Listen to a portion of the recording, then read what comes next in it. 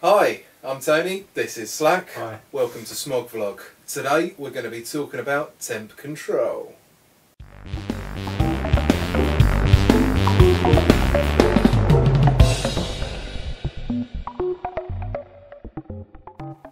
So today we're taking a look at temperature control. What is temperature control? Well, basically it allows you to regulate the temperature your coil gets to. Why would you want to do that? Well, there's a number of health benefits. It's also going to stop you getting dry hits from your vape, which is brilliant. Also, manufacturers say that it helps increase battery life and cuts down on the amount of e-juice you're going to get through. Right, so temperature control. Temperature control only works with nickel wire Ni200. and titanium wire. You shoot me down, but I won't fall. I'm titanium. TI. They don't work with nichrome or canthal. PS, stay away from nichrome altogether. Yeah, and don't get confused between nickel and nichrome because they've got very similar names and people keep saying the wrong one, you know. So, yeah, nickel good, nichrome bad. So, nickel or titanium, they both have a lot less resistance than your standard canthal wire that you're going to use. As a result, it's going to take a lot more raps to basically slow the electricity down.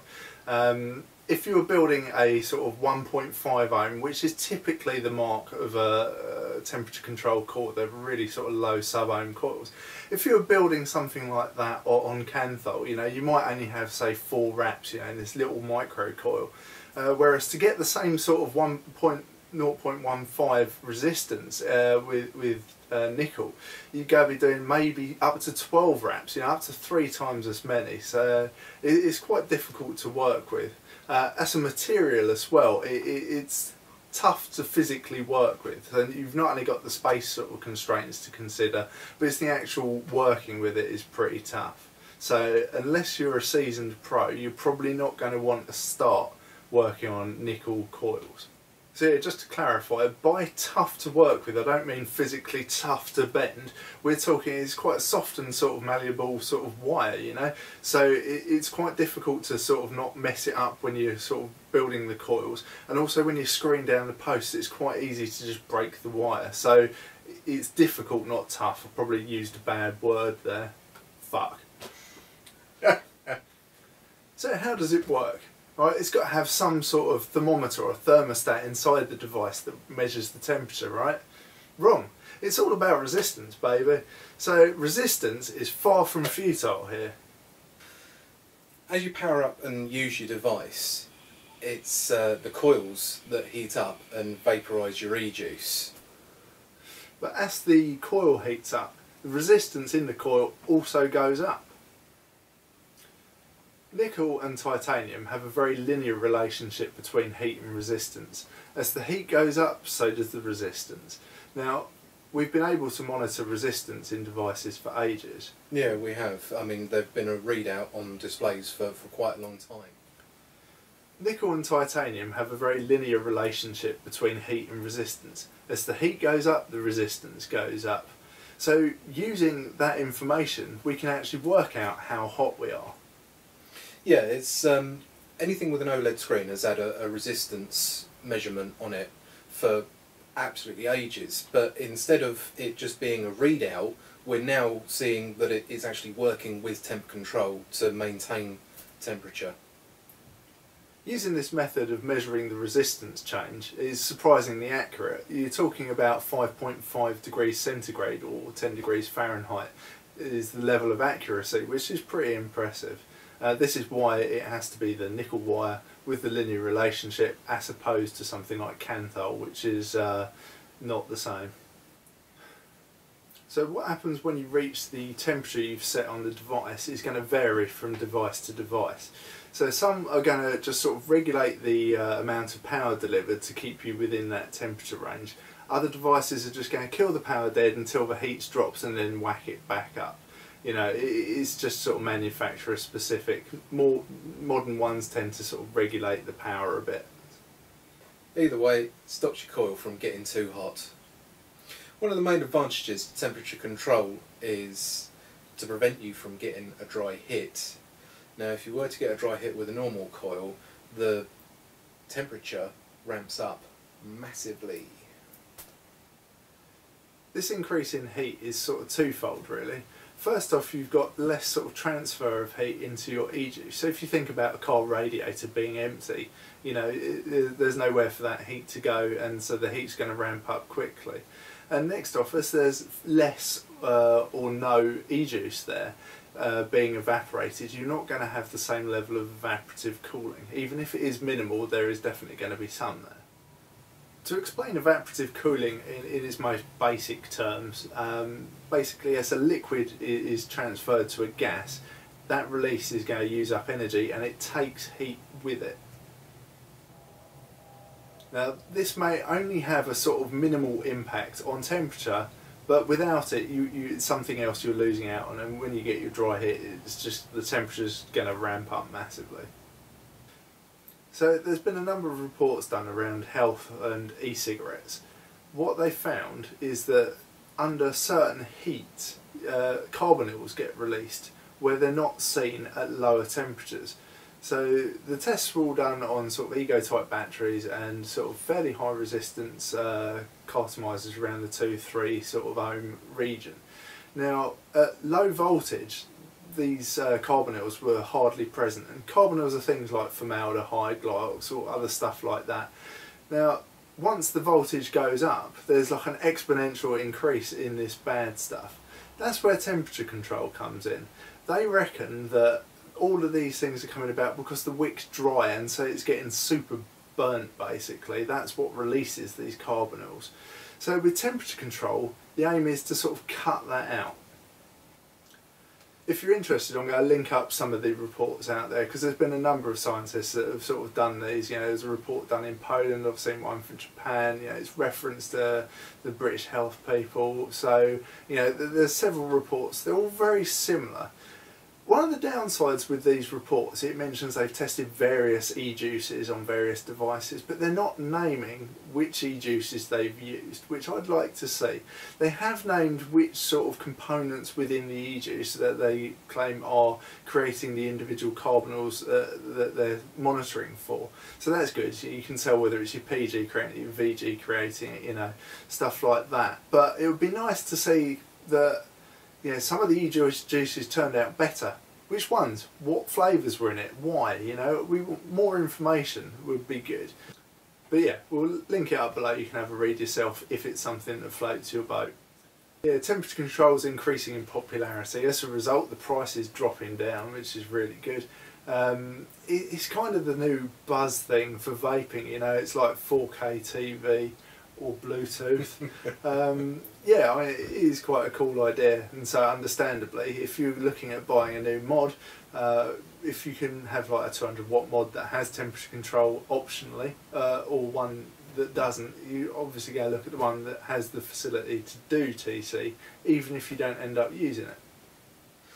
So, some of the most popular devices for 2015 that we've found are things like the Vapor Flask DNA 40. Yeah, the Vapor Shark RDNA 40. The SX Mini M Class. The IPv4, the Snowwolf 200 watt. And also we're going to be doing reviews of the eLeaf iStick 40 watt TC. Word up to Devilish Mode on the forums, who's also vaping this at the moment. And also the older Smog M80 Plus. When you're vaping with temperature control, you're working at a sort of extremely low resistance, you know.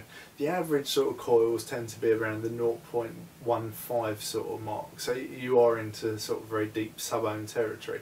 As a result, all of the batteries, even this little tiny iStick, tend to be at least around the 40 watt mark. More common in sort of higher wattage, more powerful batteries. We're not going to get too much into the dangers of sub-ohming, but maybe we will do a whole section on sub-ohming one day. Leave us a comment if you want that.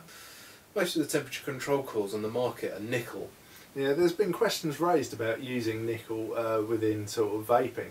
So nickel itself is quite a soft metal, and you know, as you heat it up and it mixes with your e-juice, is that going to be giving off some nasties, you know? We need to see more information on this, you know. I think we're using nickel coils are still fairly young. I think we should see certainly some more studies into the effects of mixing the e-juice with the soft nickel metal. But you don't see nickel, which is a fairly common material, used in cooking. So if it was a safe sort of thing at heat, you would expect to find this fairly common metal used in cooking implements, pots and pans and the like, you know. Canthal, by comparison, is a composite material of iron, chromium And aluminium. Which are all found in the kitchen. These are considered food safe even under heated conditions. So we've been testing out a couple of TC devices over the last week or two. We noticed a few things with it. Tony, what was the thing you sort of mainly noticed? What I've noticed between both the devices is that your first hit is going to be quite weak after the device has been sitting for a while. Then on the second hit, you'll get proper vapour reduction. Yeah, I didn't notice that at first, but yeah, once you notice it, it's really obvious, and it's across both devices we're testing with, which are by different manufacturers. We've got different coils, you know. It's probably, my guess would be something to do with this temperature monitoring and the starting at a cold temperature versus starting at a warm temperature. But you know, it's a bit weird. It's just something to sort of be aware of, I suppose. Something I've just sort of half remembered is a lot of the manuals do say about setting the temperature of the device when the device is sitting at room temperature, so you haven't used it, so the coils aren't heated up, so it's not sort of like reading as a false positive, as it were. Okay, so Slack, you've been using TC now. How are you getting on with it? Yeah, I'm still not sold. Yeah, having been, you know, on sort of drippers and mods, and when I'm on tanks, they tend to be fairly powerful tanks. You know, you get a massive draw. Coming down to something like TC, it is a real sort of step back in terms of the performance. Flavour's okay, but there's not as much vape, so you know it's sort of lacking in that department. However, I could see myself having this as a sort of like convenient all-day sort of vapey type thing if I'm driving, if I'm at work, leaving these sort of like mods and drippers for at home for have some nice big clouds in the evening. I guess the real argument for TC isn't about performance, you know, it's a safety feature. So if you were driving a Ferrari and they've released a bunch of new safety features in a Skoda, you know, you're just going to think, that's shit, I don't care, I turn the ABS off in my Ferrari, it's sort of irrelevant.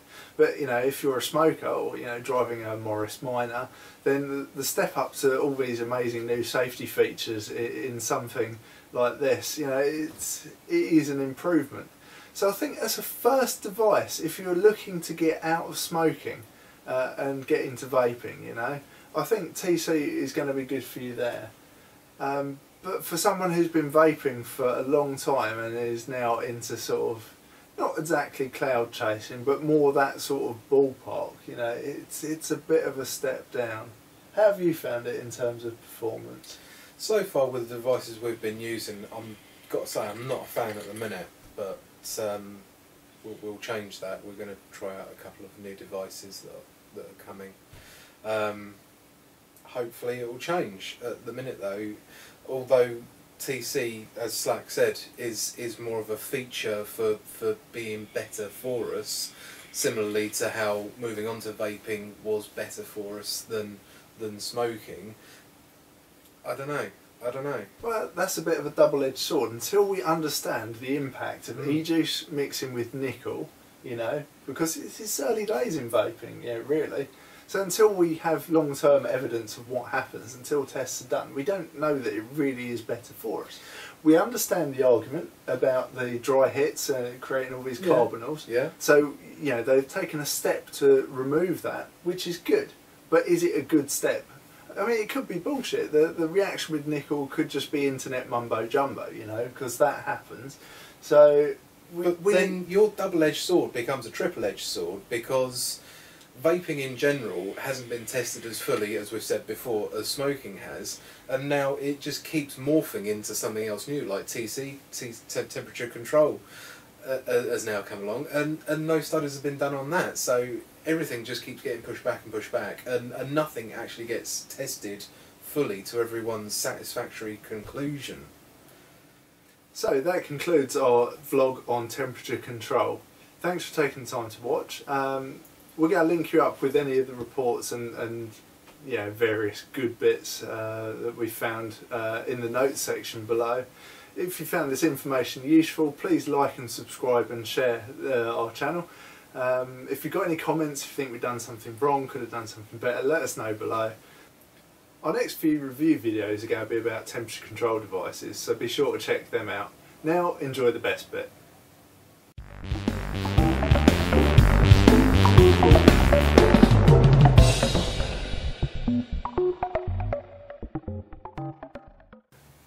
Ready?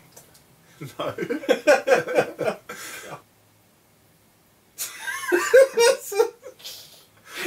Now I don't know whether we should launch straight into it without me checking if you're ready or not, because me saying you're ready and then you go with bits of... Hi! Hi! Shut up! Shut up, there's nothing that's funny either. They don't work with nickel or canthal. Nichrome. Fuck me! Have this out from your bum. This is a bit nutty. Taste the flavour. Cock ring!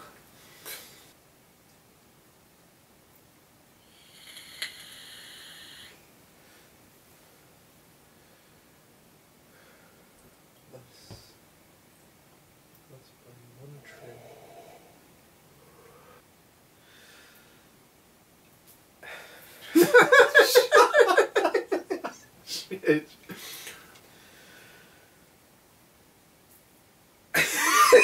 Shit! Vaporises your e-juice, but as your resistance goes up... Fucking hell! You need it again, don't you?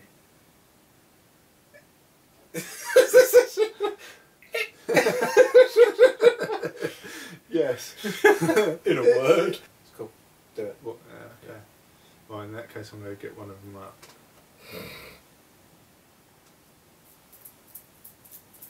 Hold on. Hold on.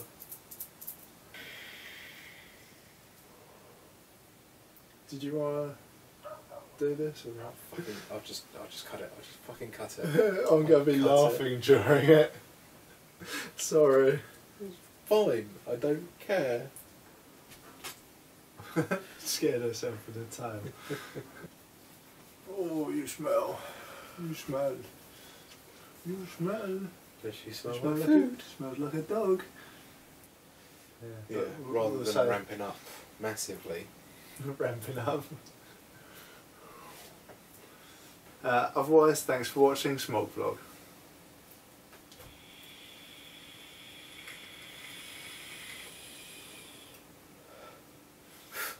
Go with temperature control.